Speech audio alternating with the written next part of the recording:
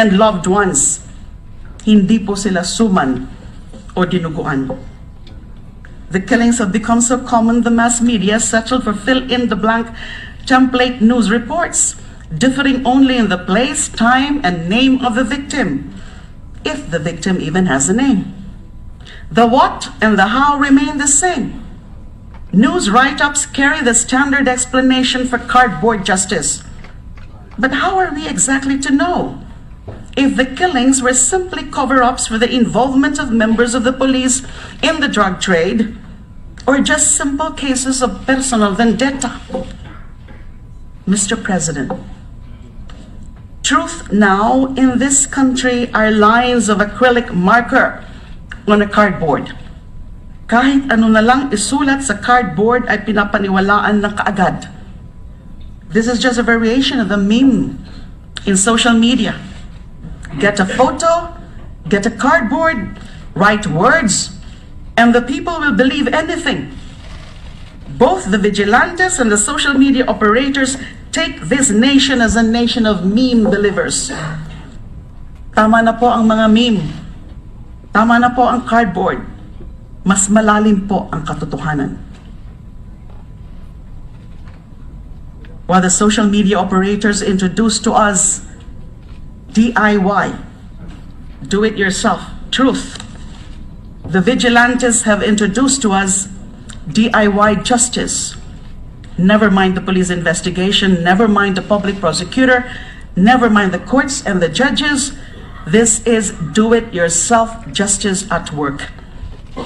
All you need is an acrylic marker, a cardboard, some packing tape, and of course, something to stab or shoot the victim with. And there is no filing fee.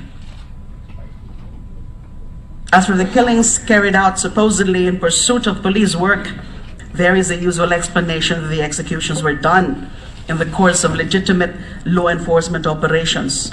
Nanlaban daw, nakipagbarilan daw, ng agaw daw ng baril habang nakaposas. Pero alam naman po natin na minsan ay style bulok na yang mga paliwanag na yan. We are aware of incidents of police rob-outs. We know about the shortcuts taken by some law enforcers in the guise of self-defense. The use of force, it appears in some cases, may not be necessary, or if necessary, was not proportional.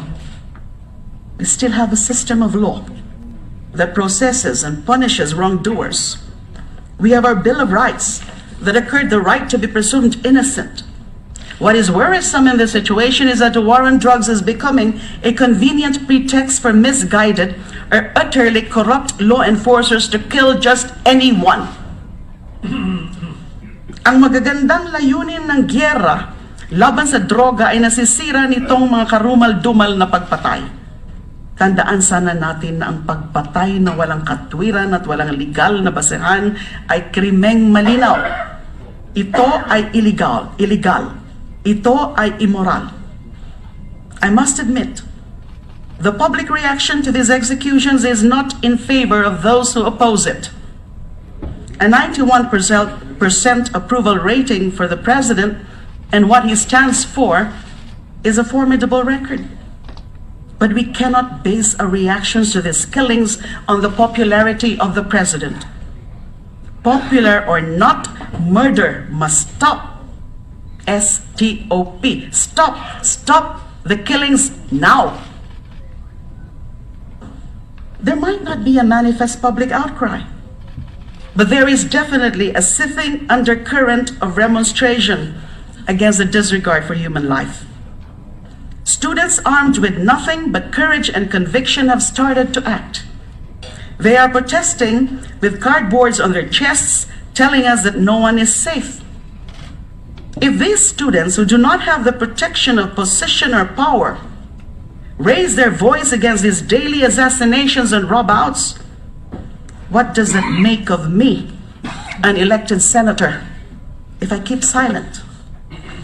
Last Friday, the Ateneo de Manila University, through its president, Father Jet Villarin, issued a statement condemning the nation's acceptance of these killings as the new normal. Before that, De La Salle University President Brother Jose Marie Jimenez urged the Lasallian community in a pastoral letter to make a stand against the culture of death. Ateneo has reason to cry. Its math teacher, Emmanuel Jose Pavia, was killed while on his way home. The motive for his murder is lost in the hundreds of street assassinations now taking place. Impunity, once unleashed, has no limits. It simply does not care about the nuances of who gets killed and why.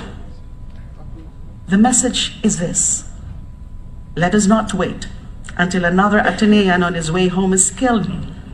Let us not wait until a Lasallian is killed. Let us not wait until another student or teacher from any other school, or a worker or commuter or motorist is killed.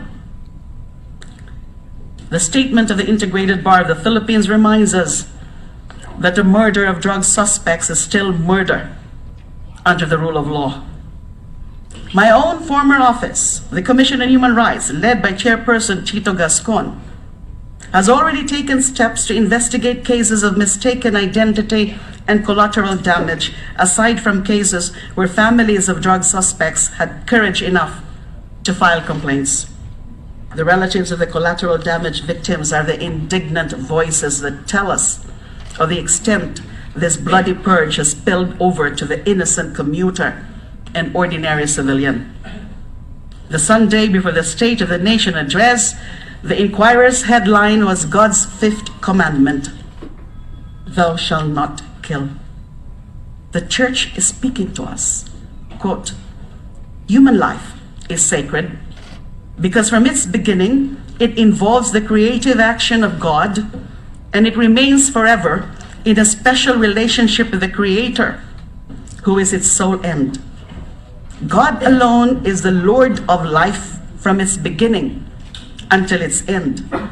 No one can, under any circumstance, claim for himself the right directly to destroy an innocent human being. End of quote.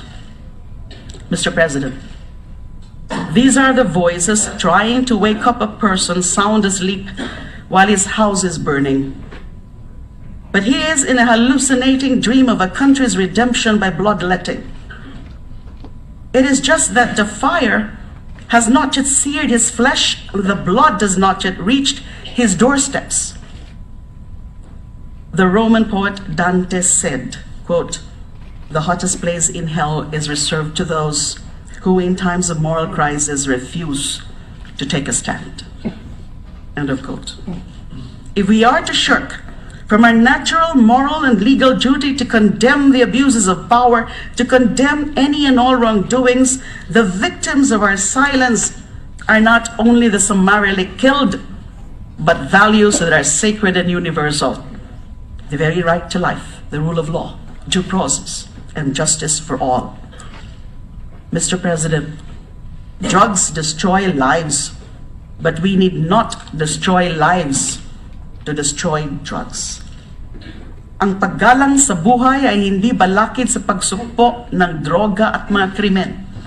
May mga paraan at mekanismo sa ilalim ng ating mga batas upang maisagawa ang gyera laban sa droga, habang itinataguyod ang pangingibabaw ng batas at pag-iral ng karapatang pantao.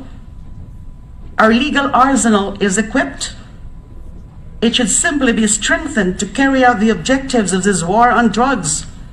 The war on drugs can be waged without sacrificing the sacredness of life, obedience to the rule of law, and adherence to human rights.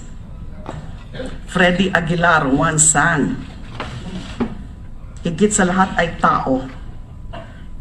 And this is the biggest truth. Higit sa lahat ay tao, higit sa lahat ay buhay. The right to life is the most ancient and most basic of all human rights. It is the source of all human rights. The UN Declaration on Human Rights proclaims that everyone has a right to life, liberty, and security of person. The International Covenant on Civil and Political Rights declares that every human being has the inherent right to life, and that this right shall be protected by law. No one shall be arbitrarily deprived of his life. Our Bill of Rights commands that no person shall be deprived of life without due process of law. Section 11 of Article 2 of our Constitution proclaims that the state values the dignity of every human person and guarantees full respect for human rights.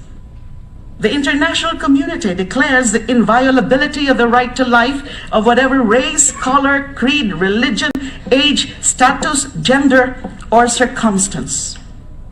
The civilized nations of the world keep watch on any country that shows a disregard for the right to life, especially systemic violations that indicate government inaction or worse, state-sanctioned abuses.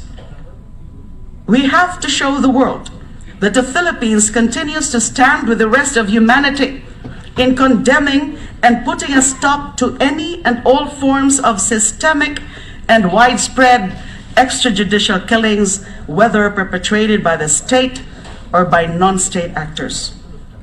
Mr. President, in this light, I filed proposed Senate Resolution number 9, calling for congressional inquiry in aid of legislation on the spate of extrajudicial killings and summary executions. Ito po ang aking pakay. Palakasin ang gyera laban sa droga at kriminalidad sa pamamagitan ng pagsawata sa mga iligal na pagpatay. Magpanukala ng mga nararapat na batas at alituntunin upang tulungan ang ating kapulisan sa kanilang tamang pagtupad ng tungkulin. At higit sa lahat, palakasin pa ang sistema ng ating mga batas para matiyak ang pag-iral ng batas at paggalang sa karapatang pantao. Malinaw po na ang laban na ito ay hindi lamang pansariling laban ni Leila de Lima. Ito ay laban ng mga karaniwang Pilipino para sa pagbabago, para sa pagyabong ng buhay, para sa kaginhawaan ng pamilya, para sa katiwasayan ng pamayanan, para sa kaayusan ng pamahalaan at para sa kabutihan ng lahat. If this administration is sincerely concerned about the spate of killings of suspected criminals, as it pronounced once before the media, then it should welcome the Senate inquiry. However, even before any Senate resolution was filed, the Solicitor General and the PNP chief have already made pronouncements that they will not attend any Senate inquiry even when invited or summoned. The premature position of some administration officials is regrettable. The bloody drug war advocates are fomenting a hate campaign against those in the media, civil society, the religious and private sectors, and the academe.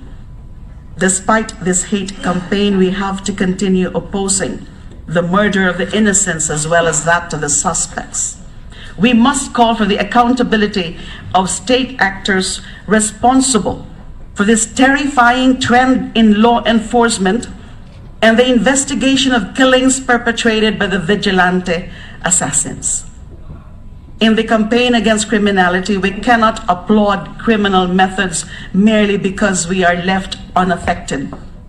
Life has more value than an accusation written in a piece of cardboard, whether you are rich or a scum of the earth. Mr. President, needless to say, all lives matter. Katulad po ng pagmamahal ko sa aking dalawang anak at sa dalawa kong apo, mahal ko po ang bayang ito. Katulad po ninyo, mga kapwa ko senador, mga kababayan, mahal ko ang bayang ito. Katulad po ninyo, mahal na Pangulong Rodrigo Duterte, mahal ko po ang bayang ito. Hayaan niyong akong mahalin ang bayan natin sa pamamaraan na naaayon sa aking damdamin at sa aking tungkulin. Hayaan niyo akong maging boses ng mga hampas lupang walang kapangyarihan dahil marami na sa atin ang boses ng mga nasa kapangyarihan. It is the powerless and the helpless who most need our love and protection, not the powerful. My fellow senators, Mr. President, that is what we are in power for. Kaya po tayo binigyan ng kapangyarihan bilang mga senador para mahalin ang mga walang kapangyarihan at tulungan sila na sagipin ang kanilang sarili mula man sa pag-abuso ng droga o sa pangkalahatang paghihirap sa buhay.